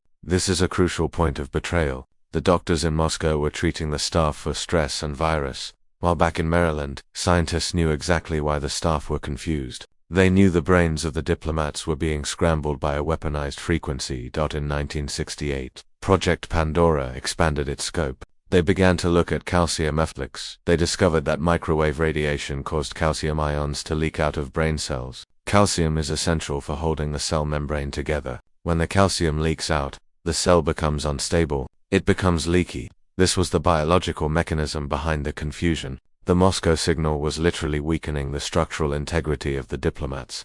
Brain cells. The legacy of Project Pandora is not just in the experiments it conducted, but in the mindset it established. It solidified the idea that the electromagnetic spectrum is a battlefield. It transformed the air around us into a potential weapon. Before Pandora, radio waves were for communication. After Pandora, they were for control. The project officially wound down in 1970, replaced by other, more obscure programs with even stranger names, but the box had been opened.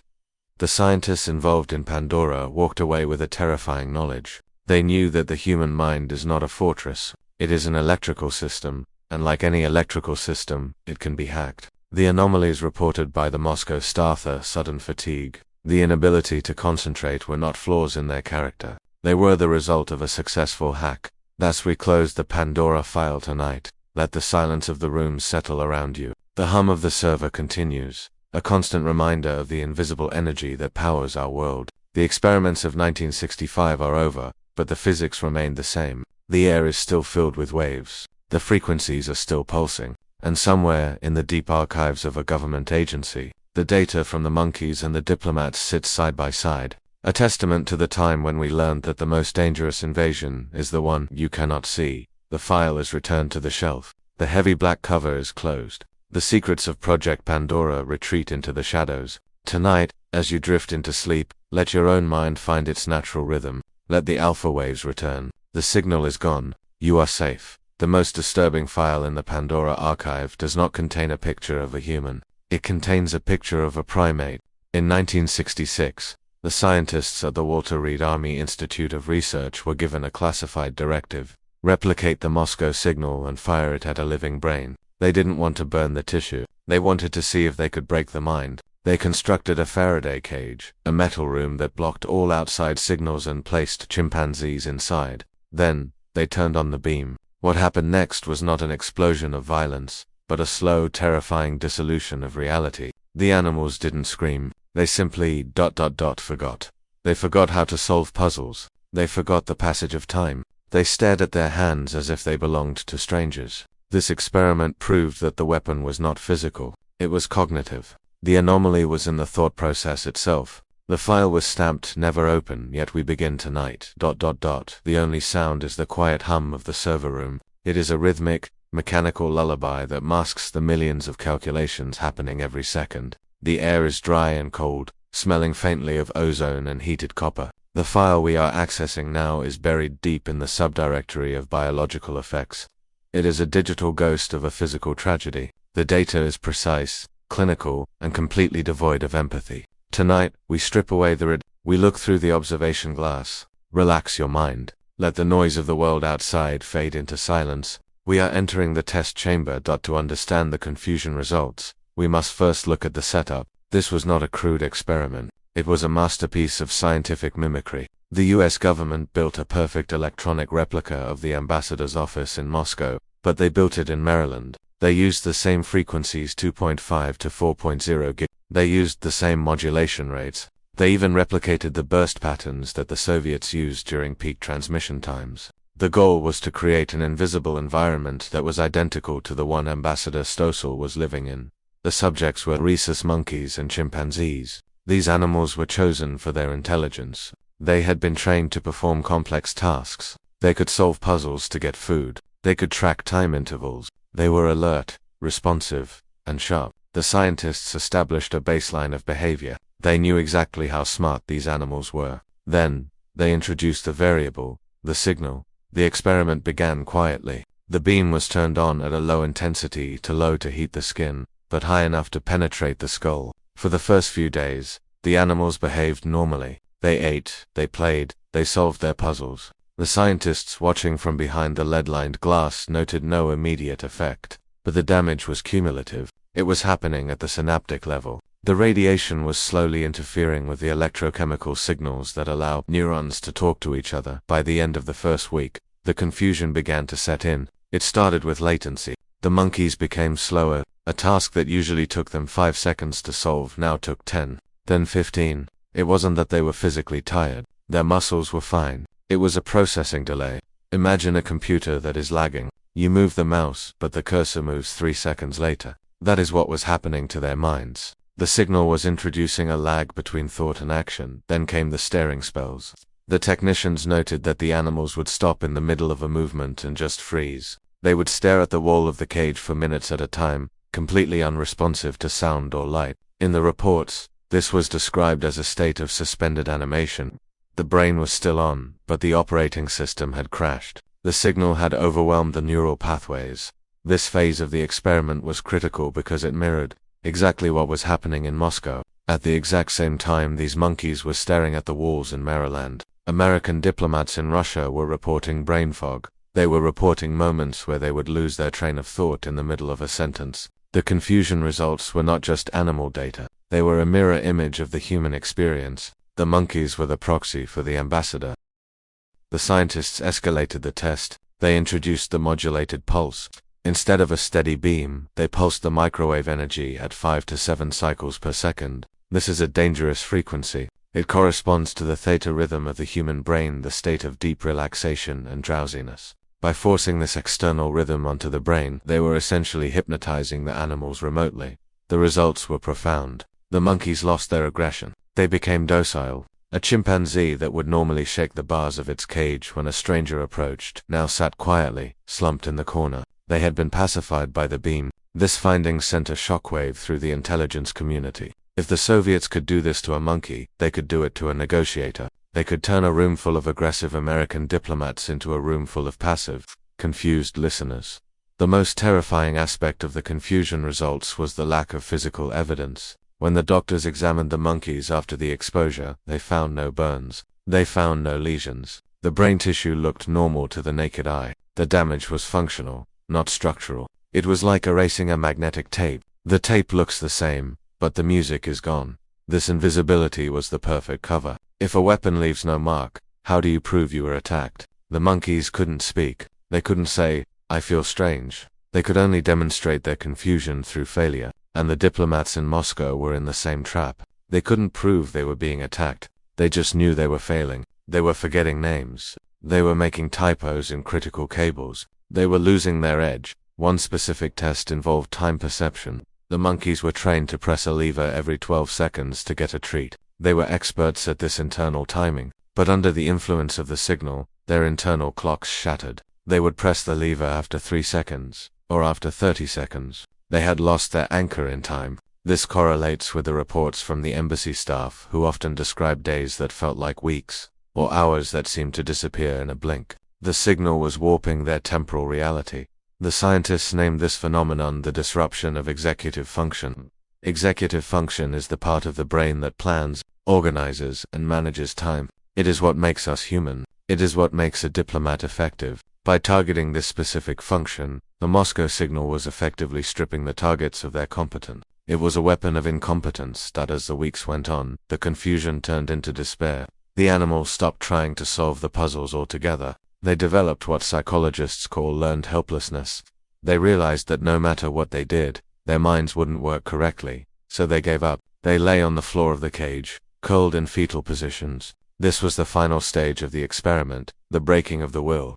The report on these findings was classified top secret. It was not shared with the medical team in the State Department. Why? Because if the doctors knew that the signal caused permanent cognitive decline, they would have demanded an evacuation. And the intelligence agencies didn't want an evacuation. They wanted to see if the humans in Moscow would reach the same breaking point as the chimpanzees in Maryland. They were cross-referencing the data in real-time. The confusion results remain one of the most chilling chapters in the history of bioelectromagnetics. It proved that the mind is fragile. It proved that consciousness can be altered by an invisible force from a distance. The monkeys in the cage didn't know they were part of a war. They just knew that the world had stopped making sense. The experiments eventually ended. The cages were cleaned. The machines were powered down. But the data remains. It sits in the archive, a testament to the time when we measured the precise frequency of confusion. The glitch in the monkeys' brains was not an accident. It was a feature of the weapon. As we close this file, consider the feeling of brain fog that we all experience from time to time. The moment you walk into a room and forget why. The moment a word is on the tip of your tongue but refuses to come. Usually, it is just fatigue. But in the context of the archive, it is a reminder of how delicate our electrical grip on reality truly is. The signal in Moscow is gone, but the physics of the brain have not changed.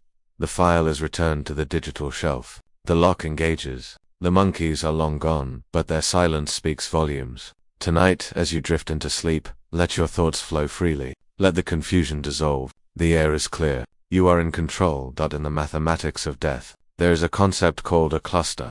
It is a statistical anomaly where a specific disease appears in a specific group of people at a rate that cannot be explained by chance. In 1967, inside the US Embassy in Moscow, the math stopped making sense. It wasn't just headaches anymore.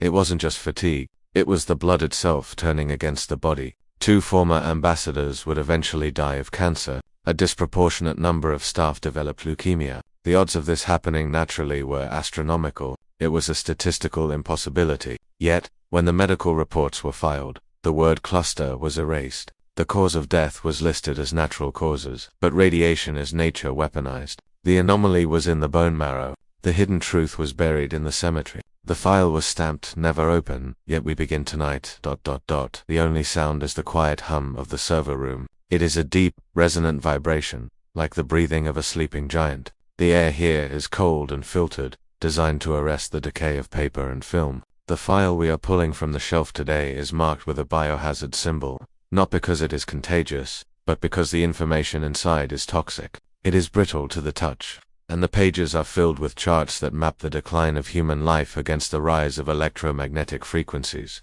Relax your body. Let the tension of the day dissolve into the stillness of the archive. We are opening the medical ledger of 1967. To understand the leukemia cluster, we must immerse ourselves in the atmosphere of 1967.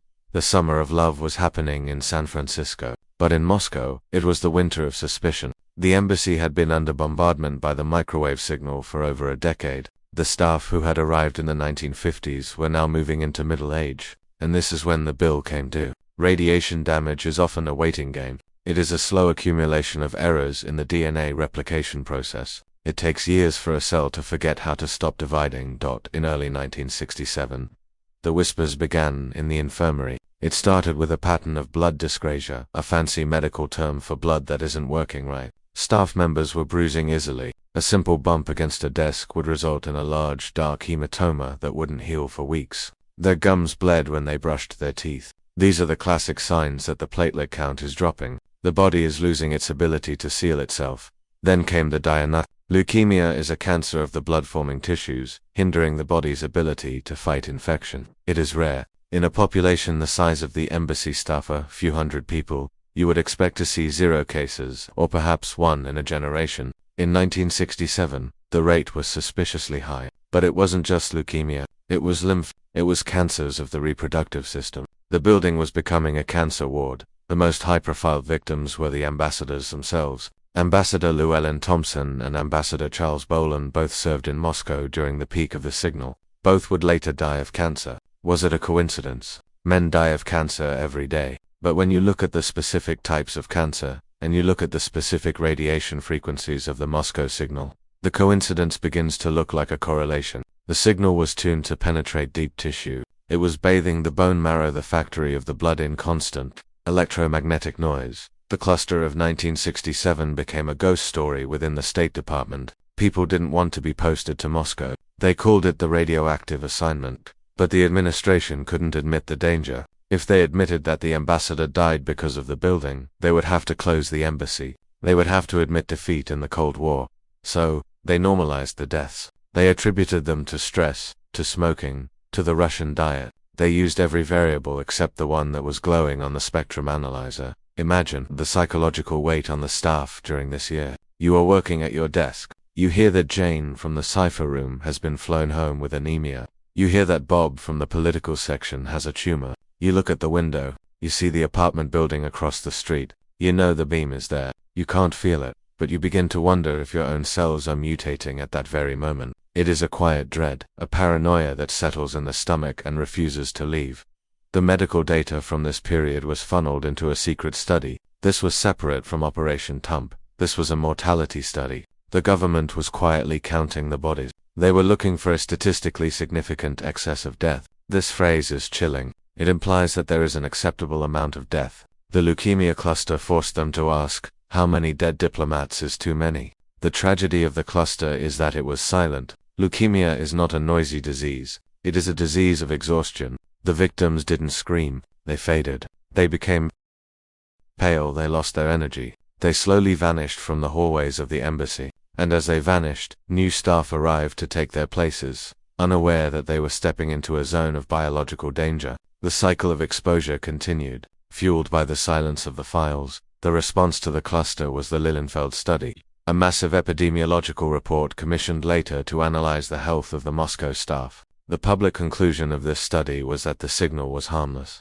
They stated there was no convincing evidence of a link between the microwaves and the cancer. But modern researchers who have looked at the raw data tell a different story. They found that the study had been adjusted. Groups of people were moved around in the datasets to dilute the results. The leukemia cluster was smoothed out mathematically until it disappeared into the average dot. This is the archive chill in its purest form.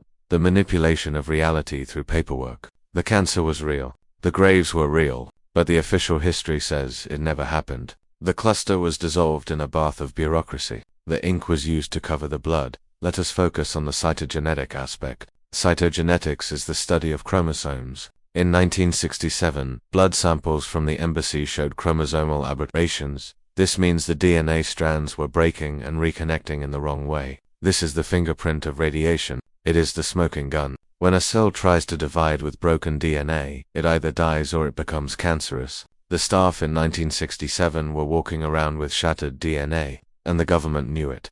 There is a specific report about a pregnant woman in the embassy during this time. She was advised to leave, but not told why. She was told it was for better prenatal care.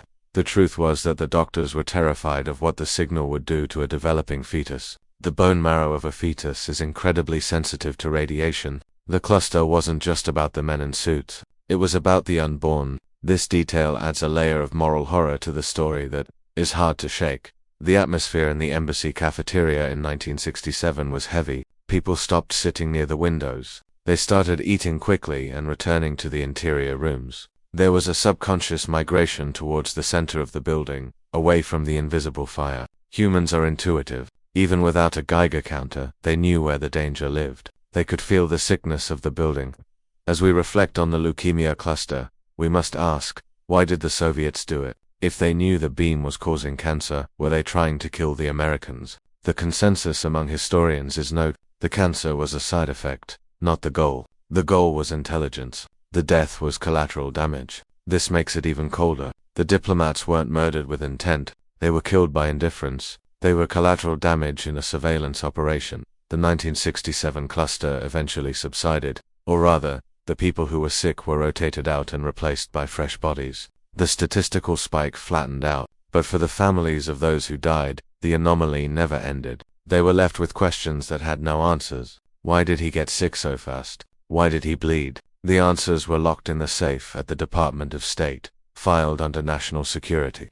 The server room hums on. The digital lights blink in the darkness. We have looked at the cluster and we have seen the pattern. The mathematics of 1967 were cruel, but they were clear. The Moscow signal was not just a noise in the air. It was a biological event. The file is closing now. The red ink is fading, but the memory of the cluster remains. Tonight, as you drift into sleep, let your body relax. Your cells are dividing perfectly. Your DNA is intact. The signal is gone. The archive protects the truth, but your dreams are your own. Sleep well. In the hierarchy of classified victims, the ambassador is supposed to be untouchable. He is the president's voice. He is the symbol of American power. But in 1975, the symbol began to bleed. Walter Stossel, the US ambassador to the Soviet Union, woke up one morning with blood on his pillow.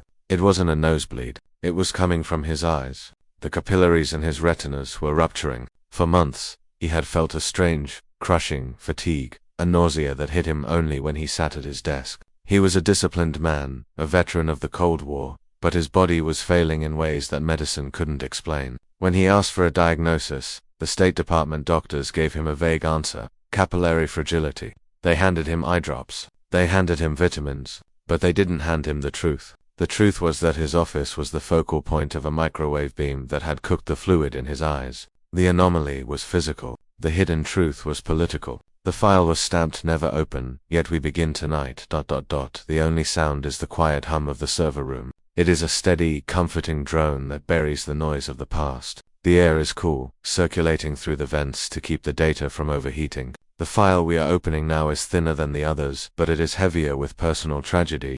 The ink has faded, but the accusation remains sharp. Relax your breathing. Let the modern world dissolve into the static. We are entering the ambassador's private study.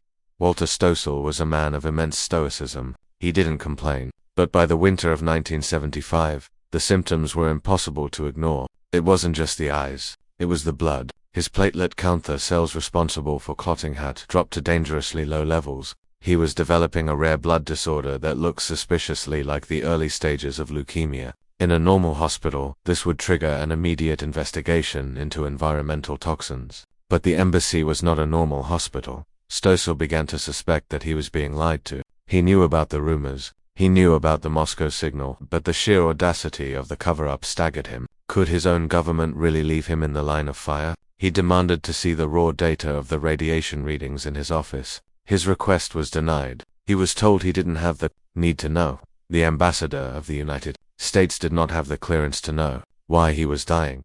This is the moment where the story turns from a medical mystery into a political thriller. Stossel realized he was alone. He bypassed the State Department medical team and reached out to independent experts. He described his symptoms: the headaches, the metallic taste in his mouth, the ocular bleeding. The experts were horrified. These were classic signs of microwave-induced hematological damage. The radiation was boiling the water molecules in the most sensitive parts of his body.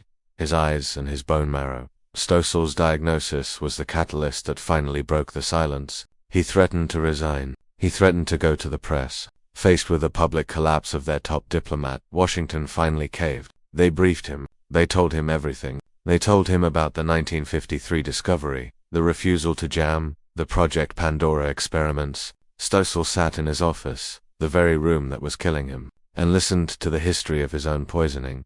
He died of leukemia in 1986. The government officially stated it was natural causes, but in the archives, the timeline is clear. The diagnosis began in the beam. His death was a slow-motion assassination, not by a bullet, but by a frequency.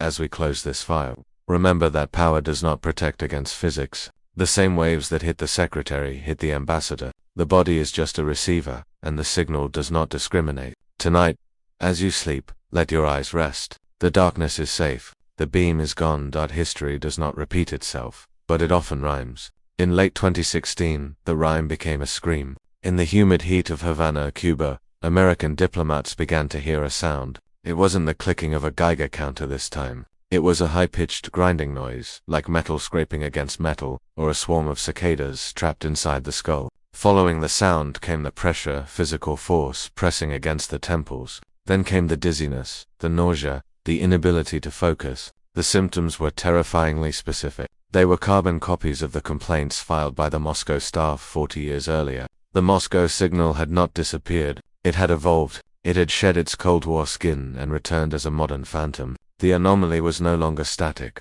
It was mobile. The file was stamped never open, yet we begin tonight. The only sound is the quiet hum of the server room. It is the sound of data persisting through time. The air here is cold, but the timeline is heating up. We are pulling the final file from the digital stack. It connects the dusty paper records of 1953 to the encrypted digital memos of the present day. The ink has been replaced by pixels, but the secrets remain the same. Relax your mind. Let the connections form in the darkness. We are entering the modern echo. To understand Havana Syndrome, we must look at it through the lens of the archive. When the news first broke in 2016, the world was confused. The media called it a sonic attack. They speculated about sonic weapons or acoustic devices. But the historians of the Moscow signal knew better. Sound waves cannot travel through walls and vibrate the brain without shattering the ear. Microwaves can. The Frey effect, discovered during the Cold War, allows pulsed microwave radiation to be perceived as sound by the human auditory cortex.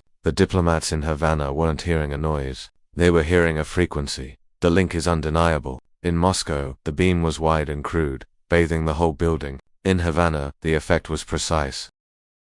Victims reported that they could step out of the path of the noise. If they moved 3 feet to the left, the silence returned. If they moved back, the grinding noise resumed. This suggests a technology that has been refined from a floodlight into a laser. The weapon has been It is no longer a massive transmitter on a balcony. It is likely a portable device, a directed energy rifle capable of targeting a specific room, or even a specific pillow. The government's response was a mirror image of the 1970s. First, denial, then, confusion, then, the labeling of the victims. In Moscow, they were called hysterical. In Havana, the initial reports suggested mass psychogenic illness, a contagious delusion. Once again, the victims were blamed for their own suffering. But the MRI scans told a different story. The brains of the Havana victims showed signs of traumatic injury, similar to a concussion, but without any impact to the head. Their white matter tracks were altered. The physics of the brain had been changed by an external force. In 2020, the National Academies of Sciences finally released a report. It concluded that the most plausible mechanism for Havana Syndrome was directed, pulsed radiofrequency energy. After 60 years of silence, the truth of the Moscow signal was validated in a modern government document. The anomaly was real, the symptoms were real, the technology was real, but who is holding the weapon now? In the Cold War, the lines were clear. It was East versus West. Today, the signal has been reported in China, in Austria, even on the lawn of the White House. The archive chill has gone global. The threat is no longer confined to a single snowy street in Russia. It is everywhere and nowhere. It is a reminder that in the modern world, the walls of your home are not barriers to information, nor are they barriers to energy.